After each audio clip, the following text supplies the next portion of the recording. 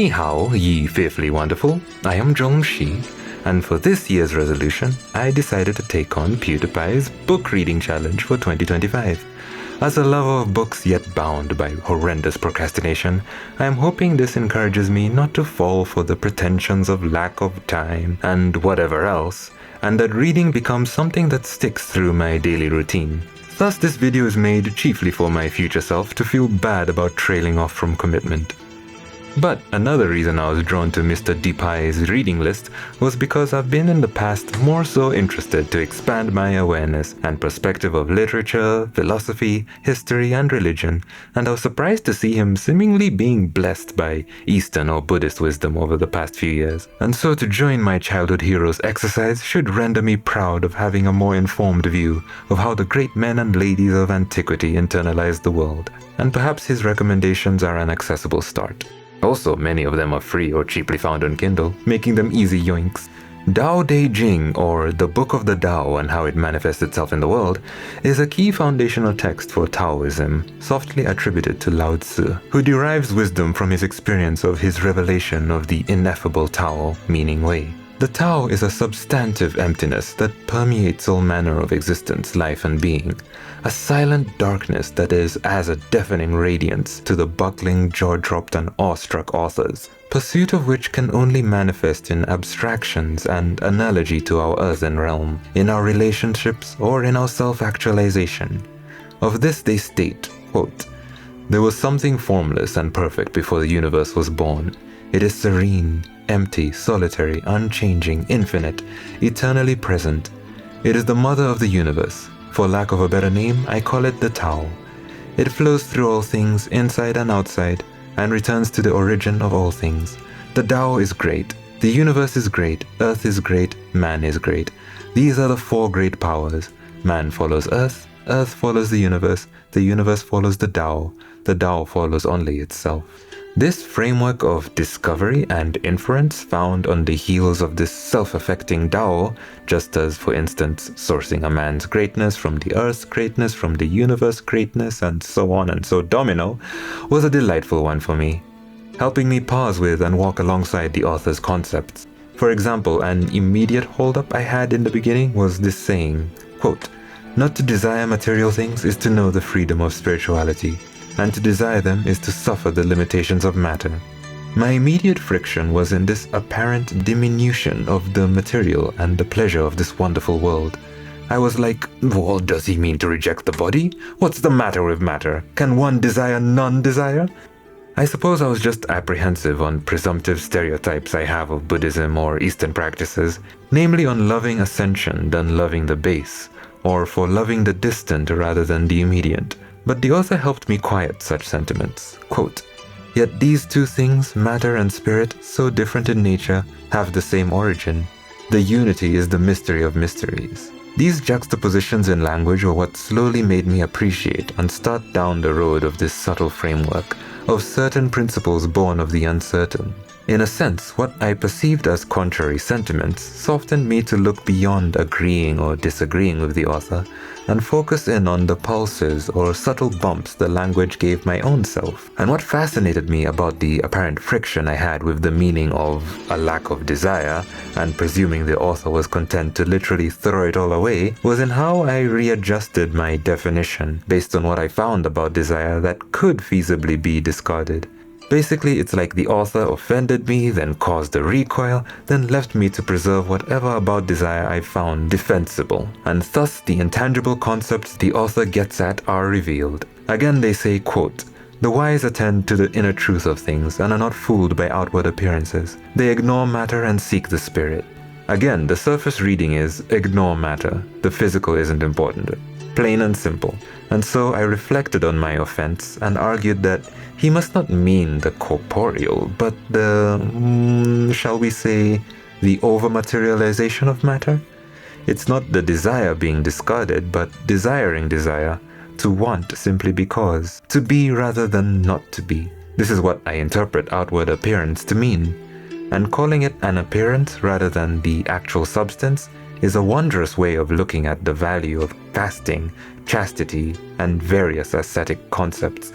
not just as self-discipline, therefore, but practices in unveiling the hidden realities that permeate the love of food, marriage, and various longings. To view these desires as themselves derivatives and thus the children of purpose. When I fast or deprive myself, I appreciate taste more than taste could ever give me. And weirdly, I even appreciate healthy food more. It gives me more pleasure to conscientiously nourish myself, and I become more aware of the subtlety of my escapism, the drowning and the blue pill sleep that's being targeted here. Again, the text reads, "Empty your mind of all thoughts. Let your mind be at peace. Watch the turmoil of beings, but contemplate their return. Each separate being in the universe returns to a common source. Returning to the source is serenity. If you don't realize the source, you stumble in confusion and sorrow. When you realize where you came from, you become much more tolerant." Again, this was helpful in softening my approach and dissection of the text, and it gave me new language to talk about what is meant by Lao Tzu's use of spirit.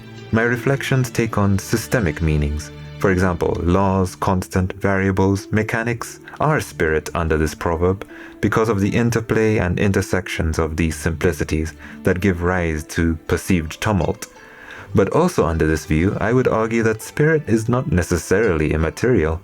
The hidden energies of my body required to get me out of bed, that being biochemical, biophysical, bioelectrical, or just stimulation to be spiritual as well. It's such a subtle but informative reinforcement of what can otherwise be pretty vague concepts. Being spiritual, not because I'm holier or chanting, but ironically, I'm more scientific about my energy. And being present or in the moment, not because I'm above the turmoil, but ironically because I am in it. It's the music of noise, a reductionism towards the singularity of simplicity. And this ties nicely to Stephen Mitchell, who opts to use the word manifestation rather than matter and mystery over spirit. His rendering is, quote, "Free from desire, you realize the mystery. Caught in desire, you see only the manifestations. Yet mystery and manifestation arise from the same source." I'm happy I decided to jump between multiple translations because it reveals the translator's own participatory reflections based on word choice. And here I agree with Stephen because it reduces my hold-up and embeds more clearly this idea of derivation that I'm emphasizing today. It's a lovely angle to the meaning of purpose and awareness. Themes I would like to take one gear further, or higher, or more geared toward. I can't drive. Abstracting the hustle, seasons, and motions of life, etc., as mystery instead of randomness seems to me to embed a message of hope and a message of trust on the part of these authors. Why should you detect the foundational rhythms and patterns of life within tumultuous mundanity? Unless, of course, you trust in positive consequence. For example, we don't concern ourselves in predicting the Brownian motions of the air, save for meteorology where there is consequence for every detection. If therefore matter is manifestation and not, well, random, I should think this an astonishingly relatable wisdom, at least towards my own purviews and scope. The recognition of humanity's hope on, dare I say, self-correcting benevolence, that the authors should call the source mystery and spirit, not inconsequential or imagination, is a distinction I sincerely hold close to heart and my own spirit and motivation. And this leads me to another passage that demanded some pause. Quote, "I do not know who gave birth to it. It is older than God." To this I thought, ooh, how spicy. Now again, my immediate thoughts raced. Who is God to this author? What can he/she mean with such brazenness? It could, and indeed does seem to be an explicit religious assertion, but again, based on how I personally believe this text is to be absorbed and how I personally enjoy it, the message is in the extremity. Keeping the waters of my mind still, the mud clarifies. Immediately the next proverb says, "The Tao doesn't take sides. It gives birth to both good and evil." The master does not take sides, welcoming in both saint and sinner. Now, on a surface reading, failure to distinguish between good and bad men is terrible, awful, no good advice. But thinking on it, herein might be a critique on depictions of God that insists upon, not always, but often, his glorious high situation. These depictions would seem to run opposed to Tao Te Ching's general sentiments. Again, they say, quote, "The supreme good is like water, content with the low places that people disdain." Emphasizing height associated with God, his power and supremacy, from an anthropologic lens, can and has had the adverse effect of neglect of the impotent and disdain of the lowly. I reflect thus on the danger of moral category, and I find encouragement to find sin in the saint and potential in the sinner. It's a teaching on grace that flows nicely with Tao Te Ching's preference to teach about good societal rule and governance, on insisting upon gentle and invisible rulership, and to shy away from honor such that, quote, the people say, amazing, we did it all by ourselves. That may be what they're getting at here. Which I think it's a valid caution and a possible hint of frustration within the author's own life towards concepts of glory and honor. However, it lends itself to a possible critique of the book thus far. Actually, that may be premature this early on as a student of the great masters. Shall we then say a hesitation? Much more somber. Because again, while we look at this passage within the framework of inference from the Tao, I believe there still exists a valid need and want for objectivity. It could be that this was meant as a blatant truth statement, but you could also read it within that same framework of uncertainty and prostration against the unknown. The authors themselves are humble, but strike so that you may dodge and thus participate. And I submit that it is a wonderful exercise in humility to grasp at the trailing tendrils that we can ever hope to detect of the eternally inerrant. But what if revelation should be affixed so far from what can be naturally discerned? What is known as special revelation as opposed to general revelation. I read with gaiety these awesome portrayals of the infinite void, and my mind can't help but push upon parallels within biblical literature. My dudes, I am the towel. Word. Certainly bold and self-assured, but so astonishing is it to me that biblical monotheistic language would even form tangents to these poetic portrayals of the Tao. It earnestly giddies me up and makes me want to rush over to the Taoist and postulate to what degree they would entertain the possibility and subject of the mind of the Tao. And based on the framework I presented today, I would argue that this is something the texts allow us to entertain. My point isn't in definitively deciding the great Tao's divinity, but in searching the implications and wisdoms a Taoist might ponder upon based on that possibility. Often you may see depictions of the Tao as the Great Mother, but by and large the language doesn't seem to allow for meditations on this possibility of actual purpose, actual drive or mind within the Tao, as opposed to without it. Would they submit that consciousness and thus will and thus desire is not something that can exist perfectly and transcendentally within the Tao? That its nourishment of life is because of her perfect actualized motherhood? What I'm struggling to say and where the brunt of my hesitation lies in is in how color may alter our extractions of wisdom from the Tao, of which, needless to say, I too am an unashamed lover of color. I do want to practice seeing black and white and the beliefs external to me, but it is a horrific discomfort. I cannot describe the immediacy with which true suspension rips at you, or the vertigo that latches onto every neuron of mind within the abyss of neutrality.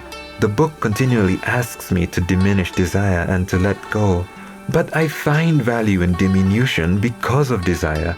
I let go because I latch onto. I am open not because I actually want suspension, but because I'm seeking more ground. And if therefore I am correct in assuming what letting go might mean, then boy, how loud is quiescence? Breathing slowly takes work. Surely the authors would grant a vantage point and worldview before launching me outwards. Of quiescence the text reads, quote, "Throw away holiness and wisdom, and people will be 100 times happier. Throw away morality and justice, and people will do the right things. Throw away industry and profit, and they won't be any thieves. If these three aren't enough, just stay at the center of the circle and let all things take their course." These last lines were extremely powerful for me, especially in how they pull back the perceived extremity. If this isn't enough recognizes ideal, but the letting things take their course recognizes practicality.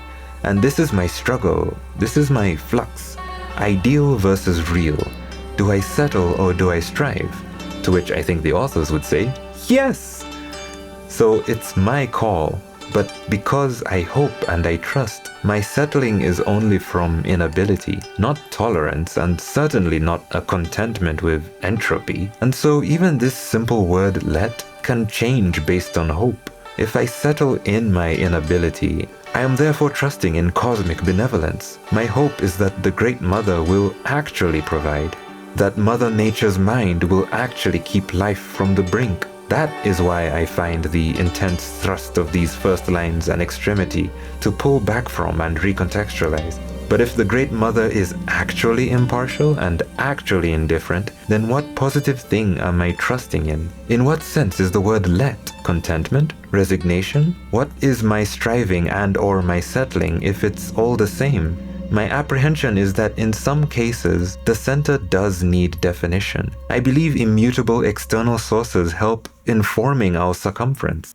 To conclude, I think Stephen Mitchell's foreword is a good bow to tie with. Quote, "The teaching of Tao Te Ching is moral in its deepest sense. Unencumbered by any concept of sin, the master doesn't see evil as a force to resist, but simply as an opaqueness, a state of self-absorption which is in disharmony with the universal process, so that as with a dirty window, the light can't shine through.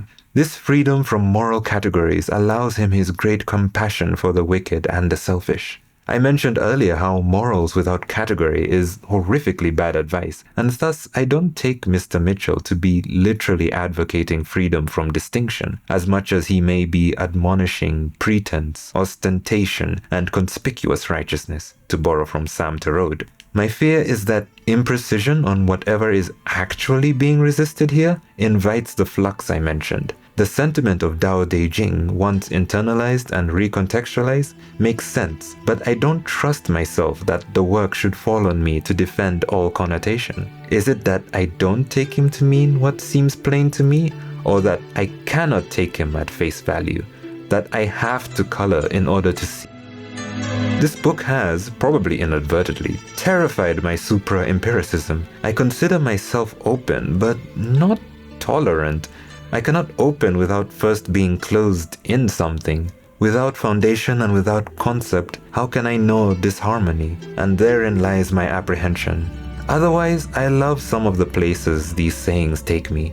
This is definitely a work that needs reread and helps with applications to different areas of my life. Stephen Mitchell's translation especially has such a stoic and hard-hitting flavor to it that helps me see myself and my behavior, and sometimes maybe I myself am the extreme to rein and pull back from myself. So succinct and sweet, what a great, wondrous and careful book so far. Quote, "Stop thinking and end your problems. What difference between yes and no? Success and failure?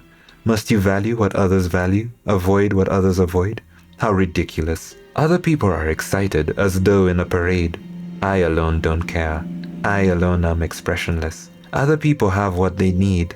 I alone possess nothing. Other people are bright. I alone am dark." Thanks for stopping by.